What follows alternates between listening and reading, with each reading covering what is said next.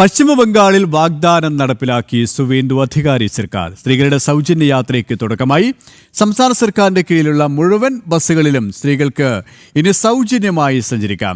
യാത്രയ്ക്ക് digital smart കാർഡുകൾ നിർബന്ധമാക്കും.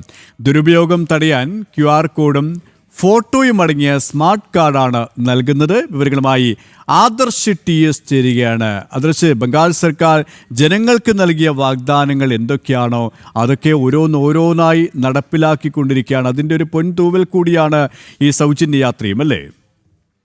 തീർച്ചയായും കെ.ടി. ചൂണ്ടിക്കാട്ടിയതുപോലെ തന്നെയാണ് പശ്ചിമബംഗാൾ സർക്കാർ ജനങ്ങൾക്ക് നൽകിയ വാഗ്ദാനങ്ങൾ. അത് ഓരോന്നായി എടുത്തു കാട്ടുകയാണ്. കാരണം നമുക്കറിയാം, പശ്ചിമബംഗാളിൽ നിയമസഭാ തെരഞ്ഞെടുപ്പിന് മുമ്പായി തന്നെ BJP നേതൃത്വം ജനങ്ങൾക്ക് ഉറപ്പ് നൽകിയിരുന്നു, നിങ്ങൾക്ക് നൽകുന്ന വാഗ്ദാനങ്ങൾ അത് കൃത്യമായിട്ട് നടപ്പിലാക്കും, നിങ്ങൾക്ക് എന്തെങ്കിലും പരാതി ഉണ്ടെങ്കിൽ ആ പരാതികൾ പരിഹരിക്കുന്നതിനുള്ള നടപടി ഉണ്ടാകുമെന്നും ഉറപ്പ് നൽകിയിരുന്നു.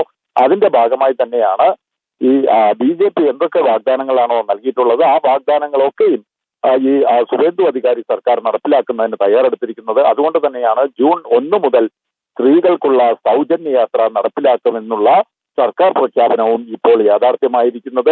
കൃത്യമായിട്ട് പറഞ്ഞു കഴിഞ്ഞാൽ ജനങ്ങളുടെ ക്ഷേമം, ഒപ്പം തന്നെ സംസ്ഥാനത്തിന്റെ വികസനം, സംസ്ഥാനത്തിന്റെ സുരക്ഷ, ഇതെല്ലാം മുൻനിർത്തിയുള്ള തീരുമാനങ്ങളുമായാണ് സുവേന്ദു അധികാരി സർക്കാർ മുന്നോട്ട് പോകുന്നത്.